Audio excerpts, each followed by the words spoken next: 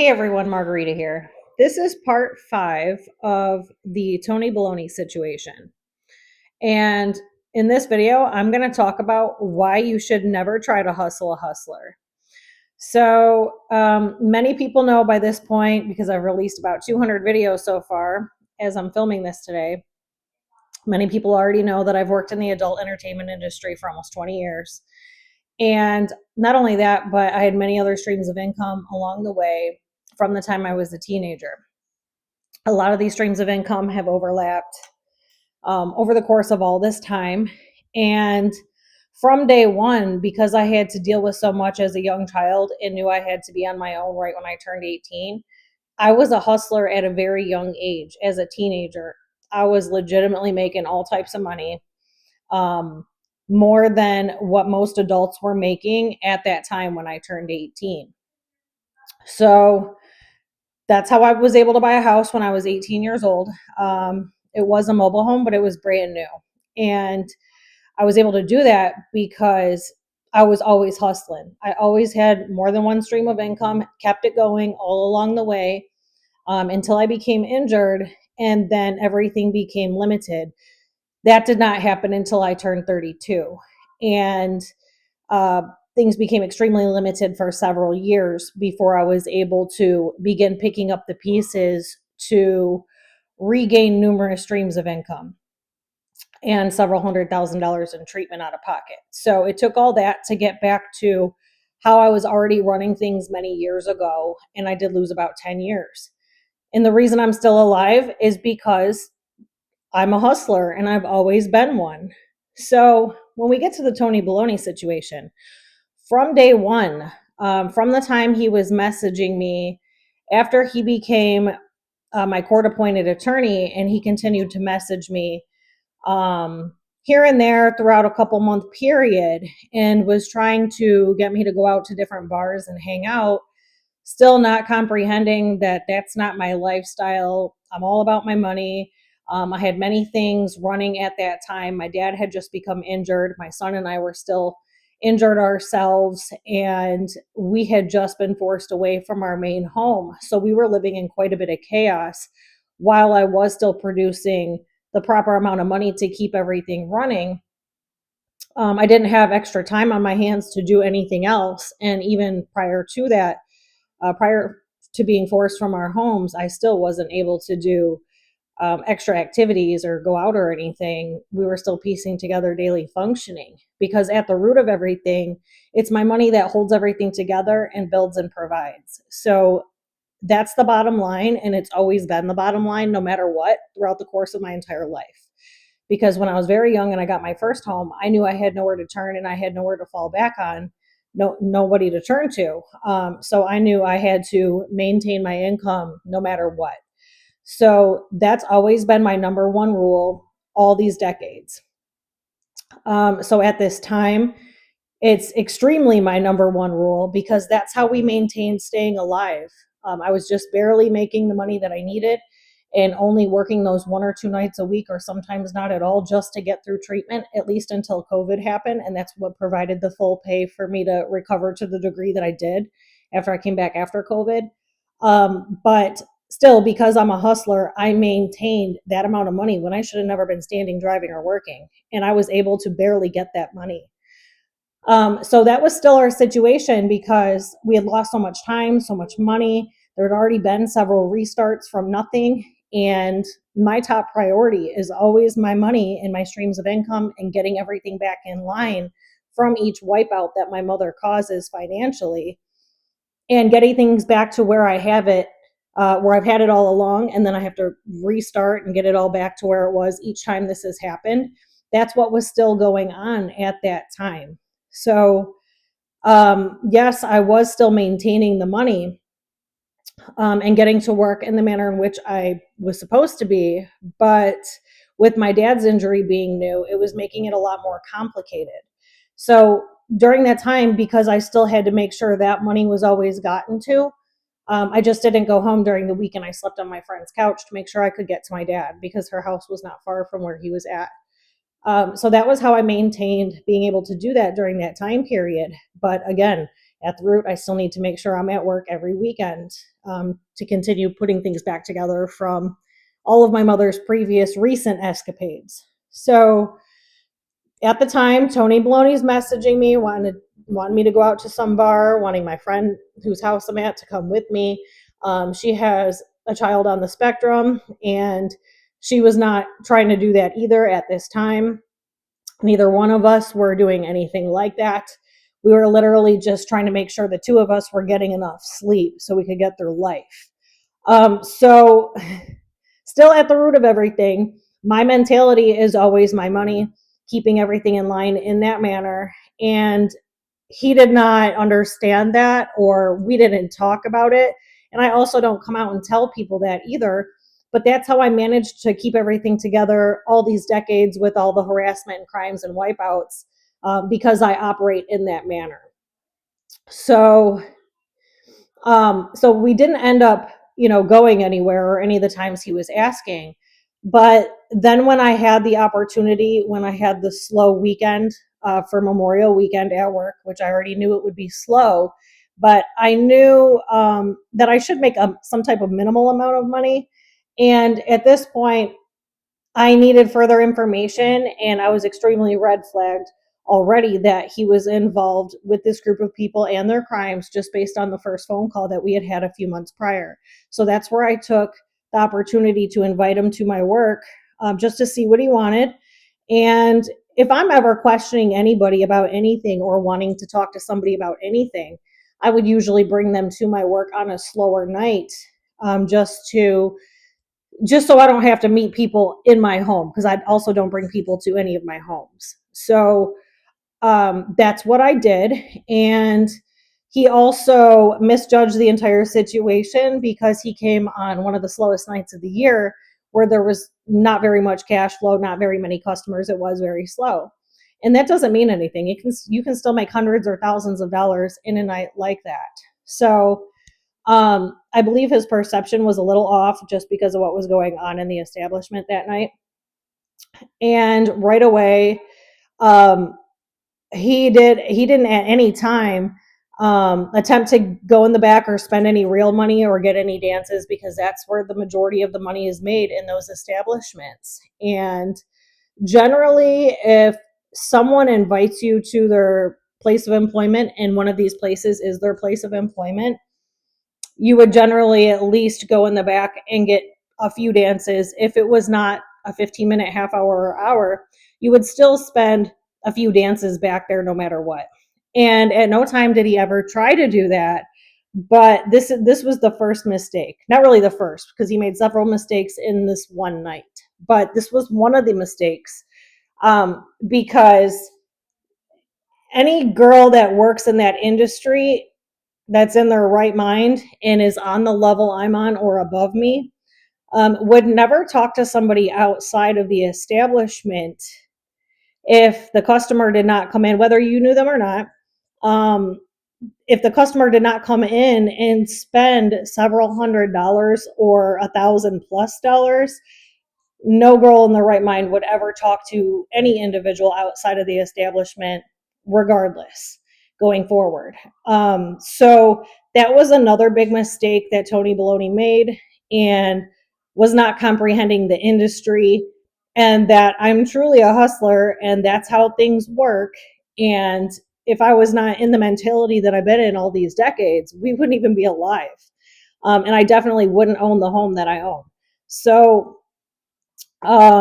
he made numerous mistakes, as I mentioned in the previous few videos, and one of them was not spending any money really in the establishment. I think maybe he spent like 50 or 60 bucks total, like maybe in tips. I don't even think it was that much. But still, that's the biggest red flag. That's a really big mistake. So what it was is that he got really froggy and leaped. He knew what the target was. He knew I was the target. He knew what he was trying to carry out. And because he got that invitation in, he leaped forward and ran with it so fast. he leaped right into it so fast that he made so many mistakes and did not recognize the hustle, recognize the game, or how things actually are. And there was numerous times that I stated to him that I had been collecting all of this evidence, that I'd been putting all this together for some years at that point. There was numerous things I said to him throughout the course of time, and it went straight over his head. So nobody would, beyond that night, nobody would continue talking to the person after that night, with the actions that he took or lack of actions, and how things actually went in the building that night. And if you watch the previous couple of videos, I talk about how he kissed me inside the establishment and the bouncer had to come up and say something, because you're not allowed to do that at all. And like, especially because, like, he didn't spend any money, so I really don't know what would make you think that you could do that in one of those establishments. You're not allowed to do it no matter what, but thinking that you're entitled to do that, especially after you've spent no money, because it was toward the end of the night, that's another really big red flag. So the fact that I continued to talk to him going forward, and he gave me enough red flags to know that I need a lot further information, and he's a big key piece to putting together the puzzle of what's all been going on. So yes, I continued to talk to him going forward, and immediately he was trying to get me to miss work numerous times, or try to get me to go places and do things instead of going to work. Which, like I mentioned in the previous couple videos, you would have to pay for my entire night of not working to do that in my industry. Everybody knows that, which in this situation would be somewhere around $500 to $1,500 per night that I'd be off. So at no time did he ever try to do that, but you could tell he was definitely trying to mess with my income and trying to stop me from going to work, and acting like it was an accident, or, oh, oops, or, oh, this, or, his reactions were just over the top. So you could tell he was acting also. And then part of the problem with this is I had the third near-death experience where I died on the floor at Walmart and came back a couple weeks after this. So that didn't help my situation, because then I was forced to take about a week off work. I think it was maybe like 10 days I might have taken off. And I really shouldn't have returned when I did, but I didn't have a choice. So that kind of threw him for a loop, because I was forced to do that, because it wasn't even possible for me to work. I couldn't even go home for about a week because it was so bad. And I lived so far and I was by myself. So that kind of threw things off slightly, but still at no time, even after that, and I did return to work, still at no time was he trying to pay for my time off work, and he kept trying to get me to miss work like it was optional. And this is after I had explained that work can't be missed. It's these weekends have to be gotten to every weekend, no matter what, bare minimum. And that's what provides everything and builds and provides us to stay alive and keeps our treatment going, and we can't miss treatment. So right away, he thought that was a joke, and he kept still trying to get me to miss work, or many different times over the course of the following few months that this happened. And you could tell right away, because of his reactions and things he was saying and trying to do, that you could tell that he was acting, that somebody put him up to this, that he was being paid to do this. There was many different ways he would react to things and things he would say that you could tell isn't the correct answer, or you could tell it's an act because of the manner in which he delivered the information and the sound of his voice. And because he had so many sociopathic tendencies, and he believed he was really that far ahead of the game, and he's just smarter than me, and I'm just so naive, he was running with it. And the whole time, I'm picking up on every step of the way and bringing the information back to Charmaine. And so at one point, he wanted to eat a bunch of edibles, because apparently he was told that I'm really into marijuana products. And what nobody was comprehending is I'm a legit medical marijuana patient. If I was not, we also would not have survived our injuries. So for about 4 years, I was on a lot of different products very heavily, because my injuries were that extreme. And at this point, I wasn't on them as heavily anymore, but still, they have to be used, because if I don't keep some of the symptoms that I have under control, then I also can't make it to work. So these symptoms have to be managed 24/7, 365. It's been that way since the day of my injury, January 11th, 2018. So you could tell that somebody had told him that I really loved weed products. And so he came into this situation just acting like, oh, yeah, I want to do it. And oh, yeah, give me more edibles. And oh, yeah, like you could tell by the way he was acting that it was an act and that somebody had told him this about me, because I never said anything like that. And he's assuming it's about getting high, just like all these other people were telling him. And it's not. It's about controlling the severe symptoms, because I have so many of them. And they're all continuous waxing and waning, and they had been for years at this point, that it's about managing the symptoms and keeping them under control. It's not about getting high. So he had everything all twisted, and he was letting all of this be known that that was what he thought about it. And then there was a few times where he like overplayed his reaction and thought that like I was a whiny crybaby or something because of his reaction to a couple. This happened like maybe 3 times, solidly 3 times, but it could have happened maybe a couple other times a little less like excitedly from his part. But what he did was he thought I was going to cry over, I don't know what it was. It was like something not all that important, or my mindset is in a different place when it comes to things, because I deal with so many crimes, so much harassment, so much chaos, and it never stops. It's been ongoing for so many decades. I don't have the regular reaction that other people have. So it seemed like somebody must have told him that I'm a whiny crybaby, and he overplayed his reaction by a long shot, and you could tell he was faking how he was saying things and how he was acting when he gave that fake reaction. Because at no time did I give a response that would prompt that type of reaction. He was going based on how he thought I would react, not the actual reaction that I had. So that was another big red flag. Now, because I've been in the entertainment industry for all these years, I'm pretty used to like dealing with all different types of people for longer periods of time, and their strange responses and their odd behavior or their belligerent behavior. Like, I'm used to it. And that's how I've made money. That's one of the ways I've made money. And he didn't realize that. Um, so when he was doing these different like acts, because there was many different acts he was trying to put on during this, he just wasn't recognizing that I could tell these were all acts, and he's changing his behavior very rapidly. He's changing his type of response, the way he talks, the way he's delivering information. It was many different things that he kept changing on top of his appearance. So he wasn't recognizing the level of people skill I had. you know, this is something you should think about if somebody's been in that industry for all those years, especially with me also working in waitressing and bartending. I have quite a bit of people skills, and that would mean that I know how to read people really well.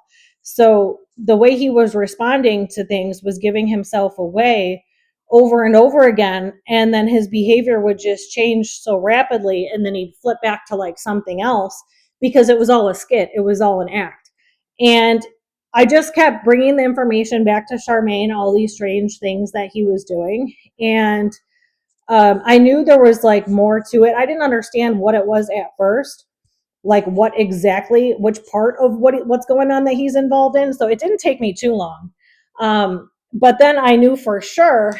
And so along the way, what I kept doing was I kept saying certain things just to see his reaction, just to see like what his response would be, if I say this or if I say that, because then it's going to give me more information. So I did that numerous times, and every single time he told on himself with his reaction. Or if he didn't tell on himself in that moment, his future actions told on himself for the reaction that he had to my question or my statement or whatever it was. So that went on the entire time. And he just was not comprehending that I had so much life experience reading people and being able to tell when people are playing games or when they're lying, or I can just read people really well. And then at one point I did tell him that I'm spiritually gifted, and it became amplified after I had my injury. And he also thought that was a joke because he doesn't believe in that type of stuff. Well, it's not fake, it is real. It's just that he doesn't have those skills. So his level of skill in that department is like slim to none. And here I'm kind of on the higher end of having those skills on top of all the other life skills that I have. So because I can read people and see through people and I'm spiritually gifted, I can see right through what their actual intentions are. And he didn't realize that I was reading it 100% of the time. And he just kept it on going because I wanted to see how long he was going to put this on for. How much did somebody really pay him? Because how long is he willing to put this on for? Because it did go on for about 7 or 8 months, I think, in total. And he never picked up on the fact that, like, I was drop dead serious about all those things I said and having that level of skill. And he just thought it wasn't real. So, hold on one second. Okay. So, yeah, so he would go around some of the things that I would say. Like, I would say, like, this about my condition or my injury, and I can't do this or we can't do that. Like, because at this point we were literally just coming out of almost 5 years of, it was like more than 5 years of being homebound at this point. But then initially he stated that he understood it, or he tried to act like he did, and then almost immediately here he was trying to go around it. And so then his actions would back up that he's like just acting like something different than what he had just said. And it kept happening. It wasn't just with that, it was like with many different things. So his behavior just kept telling on himself. And then at one point, I forget what it was. It had to do with however much money I made at work. I don't know if it was like a couple days prior to this or the previous weekend. And like I said, the normal amount of money to make was usually somewhere between 500 and 1500 a night every Friday and Saturday. And then usually I would work one other day. And sometimes it would be that much, sometimes slightly less, depending on like just the season, I guess. So we were talking about something about one of the times I was at work, or the most recent night I was at work. And he seemed confused about the amount of money that I made. And the amount of money I made, it was like a normal amount of money. It was like 800 or 900 bucks or something for the night. And he seemed very confused about how I make my money at work, or how many people actually spend that much money there. And when I said something about it, I said, well, how many people, well, how many people do you think come there or get dances in the back or something? And he was like, oh, well, not very many.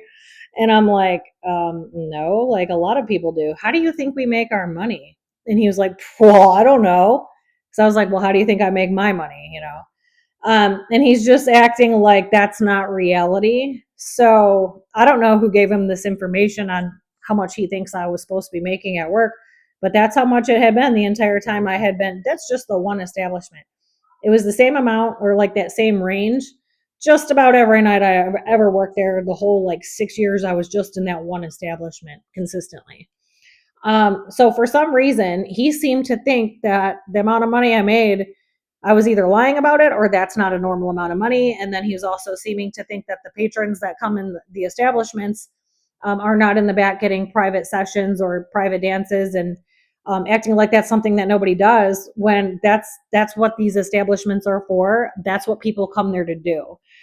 People that come there, they play with large sums of money. These are all very high paid professionals. A lot of them are.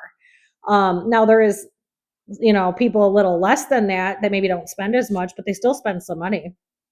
So I don't know where he got this idea from about how much he thought people went in the back and got dances, or but he told on himself again in that moment about his thought process on how he perceived this industry to operate, and how much money I actually make, or the people in my establishment particularly were making.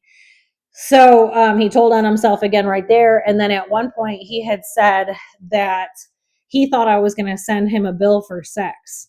And So that's another red flag, because somebody wouldn't just do that and then send you a bill or ask to be paid afterwards. If that's what somebody in this industry was doing, you would have to pay for those services up front. If that's what any person in my industry, if that's what they were doing, the money gets paid up front. The act wouldn't be done first and then they get sent a bill or asked to pay a certain amount of money. The money would have to be paid to the girl up front, no matter what the situation was, and everybody knows that. So he made like numerous big mistakes, trying to hustle me, just trying to play this game. And he continued it on for all these months. And all he kept doing was telling on himself, just continuing to believe that I'm naive. And maybe he thought I was naive because I just kept letting him do all this stuff and I just stayed quiet and I just kept collecting the information. But that was the best way to do it, because he's literally just handing me the information as I'm handing him the rope. So that went on for like some time, and he just continued to keep telling on himself.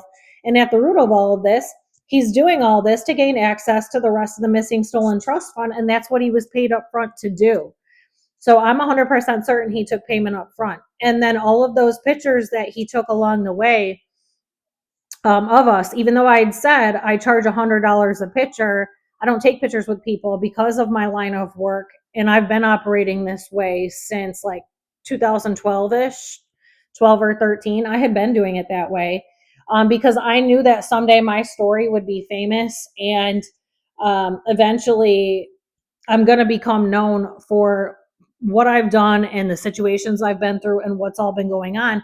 I knew that back then. And then also at that time, I had an entertainment company. And that's how much like me and any of the people that were working for me, that's how much we charge for pictures. So even when I'm at work, it's the same thing. It's still $100 a picture. I don't know if he thought I was joking, but I was serious. And there's only been a few people who have ever paid it, or they don't get to pull their phone out. So in all those pictures, he kept sliding in next to me and taking pictures, or he'd like slide in and hold the camera up and be like, oh, look, and then like slide in for another picture. You can tell in all the pictures that the pictures were coming from him taking them. None of them are being taken by me. So if you look at all the thumbnails of all the videos that I've posted under the playlist Tony Bologna, you'll see that all those pictures are that he slid in to take those pictures, because that's how he's getting proof that he's doing the job he was paid to do. And they're probably possibly paying him a little more money as time goes on, or the more pictures or proof he brings, possibly. So he kept continuously getting these pictures and sliding in and taking these pictures, even though I said I don't do that. And there isn't anybody out there who's got pictures with me, like, ever. There isn't people out there with pictures of me, unless they found them of me online, because there is some of them of me online now, but there wasn't at that time. And even the few people I've talked to here or there, there's no pictures of us together at all. There isn't even pictures like with my baby daddy. There might even be like one or two at like a holiday from some years ago or something, but there's no pictures of me with any man whatsoever. And here he's sliding in, taking all these pictures, and it's part of the proof he's bringing back, to prove he's doing this job. And then he slides in the sex videos, which that's all highly illegal, because I wasn't even aware he was filming these videos until after the fact. So he already had them filmed by the time I realized that he did that. So I'm not even sure what he did with these videos. I'm sure he brought those back to the people as well.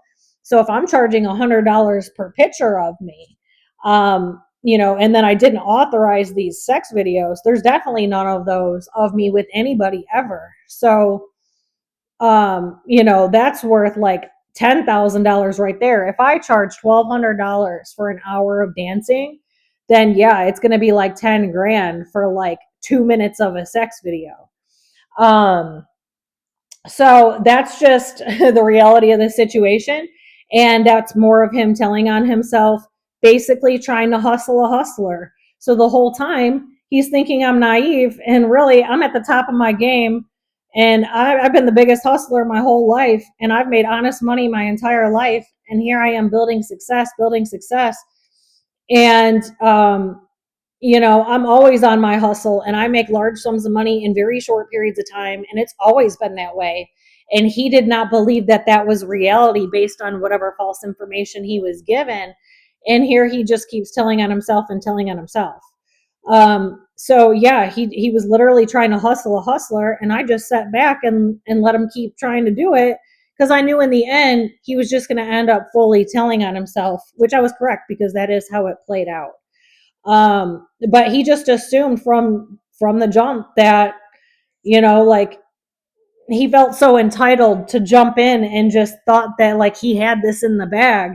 And just that's why he showed up to my work so fast. That's why he came there and like operated the way he did. And then the days following, weeks following, you could tell by his behavior. And he just truly thought like he had this in the bag, when it was actually the exact opposite. He gave off so many red flags that I had to figure out what he was up to and what level of involvement he was in, with all these crimes and all these other people I had proof of previous to him.